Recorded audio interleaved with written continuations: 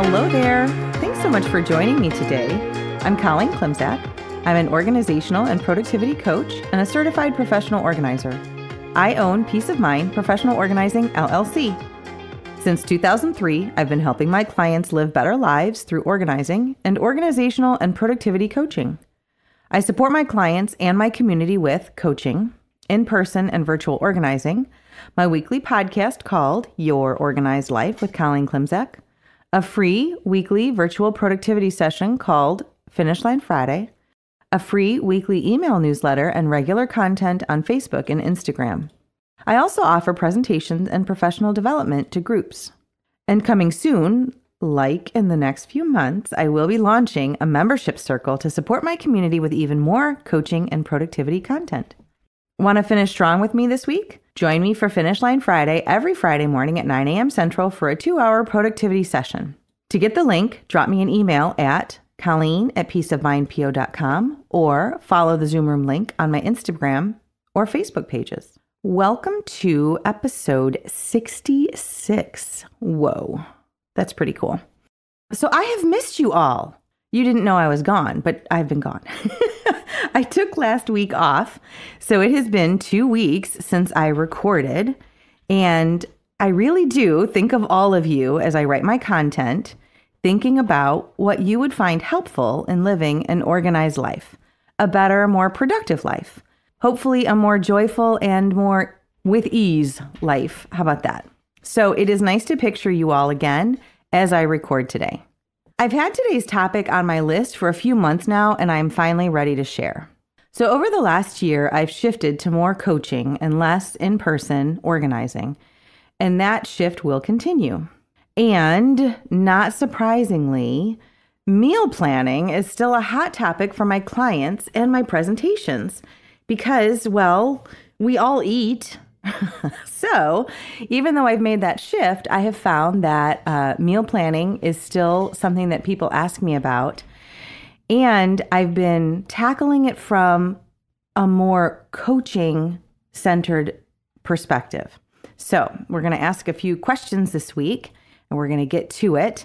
And then we're going to have a part 2 next week when we talk about how to actually make it happen. So this week, we're going to talk about menu planning. What does healthy mean to you, and what are your goals? As I sat down to write this content, I had just finished wrapping up the dinner dishes. In the 2 hours or so before that, my husband and I had assembled and cooked 3 separate dinners, ate one with leftovers, and put the rest in the fridge for the next few days. How? Why? And why am I telling you this? Well, let me tell you the story. So last summer, I rebooted my Organize Your Kitchen presentation. I had many speaking requests last summer for my organized kitchen and meal planning content, and I thought that it was time for a refresh. I don't really remember a time when we didn't meal plan. A lot of my past content about meal planning is from the viewpoint of cooking with and for kids and my family, which is all really good content, and it will live forever on my blog, so go out and check that out whenever you feel like it.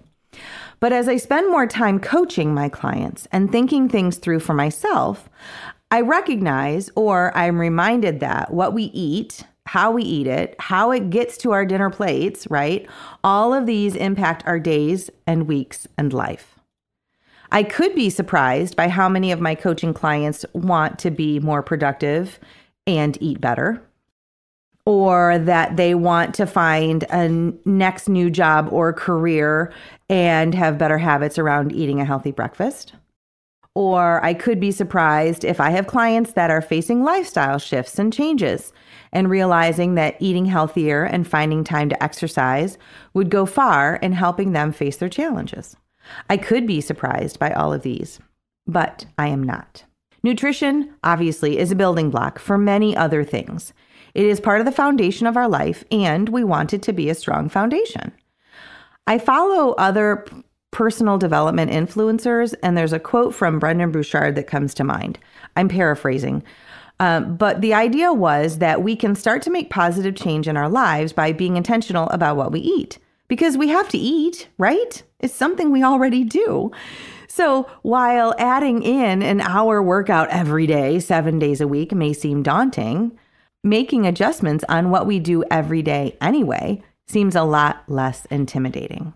So in my newly rebooted meal planning content, we start with 2 questions. The first question is, what does healthy mean to you? And the second question is, what are your meal planning goals? First question, right? What does healthy mean to you? There are so many ideas on what healthy eating means. Low carb, no carb, gluten-free, keto, paleo, vegan, low-cal, high volume. Oh my gosh. Sustainable eco-foods, plant-based, intermittent fasting, bulletproof coffee. Oh my gosh. The options are endless. But my question to you is, what does it mean to you? Because regardless of what anybody else has to say, the whole point is, what does healthy mean to you, right? If you tell me you want to eat healthy, that can mean something vastly different than what I feel is healthy. And we're both right, and that's fine. But you need to know what that means for you. Since I am not a nutritionist, I would suggest that you figure that out for yourself as you figure out meal planning. Because again, there's so many ideas and opinions out there. If you don't have a way to focus in and narrow down your options, you are going to be overwhelmed before you even begin. So first things first is figure that first question out for yourself. And then the next question was, what are your meal planning goals? Yes, goals. Did you know that you can have meal planning goals?